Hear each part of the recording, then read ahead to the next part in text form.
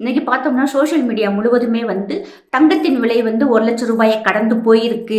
இதுக்கு காரணம் பாரத பிரதமர் மோடி அவர்கள் தான் சொல்லிட்டு ஒரு குற்றச்சாட்டை ஒண்ணு வச்சுக்கிட்டு இருந்தாங்க. இதுல பார்த்தோம்னா 2014ல தங்கம் என்ன விலை, இன்னைக்கு 2026ல இன்னைக்கு தங்கம் என்ன விலை அப்படின்னு சொல்லி காமிச்சுக்கிட்டு இருக்காங்க. 2014ல பலசரக்கு ஜாமியா என்ன விலை, இன்னைக்கு என்ன விலை, 2014ல பால் என்ன விலை, இன்னைக்கு என்ன விலை, 2014ல கரண்ட் எவ்வளவு கட்டணும், இன்னைக்கு கரண்ட் பில்லு எவ்வளவு கட்டணும், இது எதுவுமே போடாம தங்கத்தை மட்டும் கம்பேர் பண்ணி போட்டிருக்காங்க. ஆக்சுவலா பார்த்தா தங்கத்தை மோடியோ ட்ரம்ப்போ நிர்ணயம் பண்றது இல்ல. லண்டன்ல லண்டன் புல்லியன் மார்க்கெட் அசோசியேஷன் அப்படின்னு ஒண்ணு இருக்கு. 1919ல ஆரம்பிக்கப்பட்டது. அதனுடைய ஓனர்ஸ், அதாவது தங்க சுரங்கங்களின் முதலாளிகள் மொத்தம் 5 பேர், இல்லாட்டினா தங்க சுரங்கங்களை அவங்களுடைய கட்டுப்பாட்டுல வச்சிருக்கிறவங்க 5 பேர். அவங்க தான் தங்கத்தினுடைய விலையை நிர்ணயம் பண்றாங்க. ஒரு நாளைக்கு 2 தடவை நிர்ணயம் பண்ணுவாங்க. லண்டன் டைம் படி காலையில 10:30க்கும் மதியம் 3 மணிக்கும் ரேட் ஃபிக்ஸ் பண்ணுவாங்க.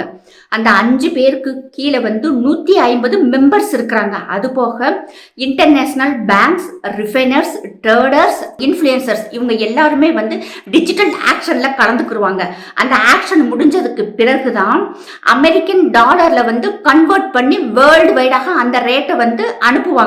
இந்த ரேட் ஃபிக்ஸ் பண்றதுல அமெரிக்க அதிபர் ட்ரம்ப்புக்குமே சம்பந்தம் இல்லை, இந்தியாவில் இருக்கும் பாரத பிரதமர் மோடி அவர்களுக்குமே சம்பந்தம் இல்லை. இது London bullion market association fix பண்ற ரேட்டு. இப்ப எதுக்காக இந்தியாவில் இந்த அளவுக்கு தங்கம் உயர்ந்திருக்குன்னா, அமெரிக்க டாலருக்கு நிகராக இந்திய மதிப்பு ரூபாய் குறைஞ்சிருக்கு. அதனாலதான் ரேட் இவ்வளவு வேரியேஷன் இருக்கு.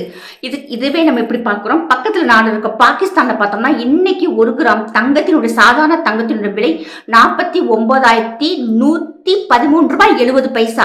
இதே இது இன்னும் கொஞ்சம் இந்த 916 சொல்றாங்க இல்லையா, அந்த கோல்ட் எல்லாம் பார்த்தோம்னா 59,700 ரூபாய். நம்ம நாட்டில் 1 பவுன் அப்படின்னு சொல்றோம், பாகிஸ்தான்ல 1 தோலா அப்படிங்கிறாங்க. அந்த 1 தோலாவினுடைய ரேட் பார்த்தோம்னா 5,79,500 ரூபாய். அங்க 2014 நாங்க பார்த்தோம்னா நவாஸ் ஷெரீப், அதுக்கப்புறம் இம்ரான் கான், இப்போ ஷெபாஸ் ஷெரீப் இருக்கிறாங்க. அந்த மக்கள் யாருமே அவங்க இருக்கும்போது அவ்வளோ ரேட்டு, இவங்க இருக்கும்போது இவ்வளோ ரேட்டுன்னு சொல்லி யாருமே கம்பேரே பண்ணல.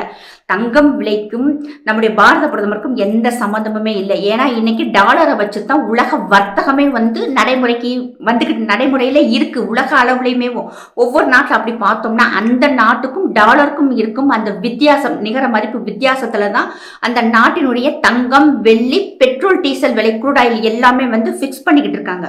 அதெல்லாம் விட்டுட்டு பாரத பிரதமர் வந்ததுக்கு பிறகுதான் தங்க விலை ஏறி போயிருக்குன்னு சொல்லிட்டு உருட்டுற வேலையெல்லாம் வேண்டாம். அப்படி பார்த்தோம்னா 2021ல எடப்பாடி ஆட்சியில இருக்கும்போது தமிழகத்தினுடைய கடன் வெறும் 4 லட்சம் கோடி. ஆனா இன்னைக்கு இந்த 2026ல இந்த 4.5 வருஷத்திலே கிட்டத்தட்ட 10 லட்சம் கோடி ரூபாய் கடன் வாங்கியிருக்காங்க. இது போக நம்மளுடைய மத்திய அரசு இதுவரைக்கும் தமிழ்நாட்டுக்கு 11 லட்சம் கோடி ரூபாய் கொடுத்திருக்காங்க. இது போக உண்டியல் காசு, சாராய காசு, மக்கள் ஜிஎஸ்டி கட்டுறதுல ஸ்டேட் ஜிஎஸ்டி அண்ட் சென்ட்ரல் ஜிஎஸ்டின்னு சொல்லி அதுல 90% திரும்பவும் தமிழ்நாட்டுக்கு தான் வருது. அந்த பணம்லாம் என்ன பண்ணீங்க, அது எதையுமே கணக்கே சொல்றதில்ல. ஆனா ஆகும்னா போயிடுறது மோடிக்கு. இன்னொரு இதுல சந்தோஷப்பட வேண்டிய விஷயம் என்ன தெரியுமா, இதுக்கு முன்னாடி சாக்கடை அரைச்சுக்கிட்டா மோடி தான் பிரச்சனை, மழை வரலையா மோடி தான் பிரச்சனை, வேற ஏதாவது இப்ப எந்த ஒரு சின்ன பிரச்சனையா இருந்தா கூட கரண்ட் வரலையா மோடி பிரச்சனை, இப்படி எல்லா சின்ன சின்ன விஷயங்களுக்கு கூட பாரத பிரதமரை இழுப்பாங்க. இப்ப கொஞ்சம் முன்னேறி எல்லாருக்கும் கொஞ்சம் அறிவு வந்திருக்கு போல, தங்கம் விலை கூடி இருக்கு. இதுக்காக காரணம் பாரத பிரதமர் மோடி தான் அப்படின்னு சொல்லிக்கிட்டு இருக்காங்க.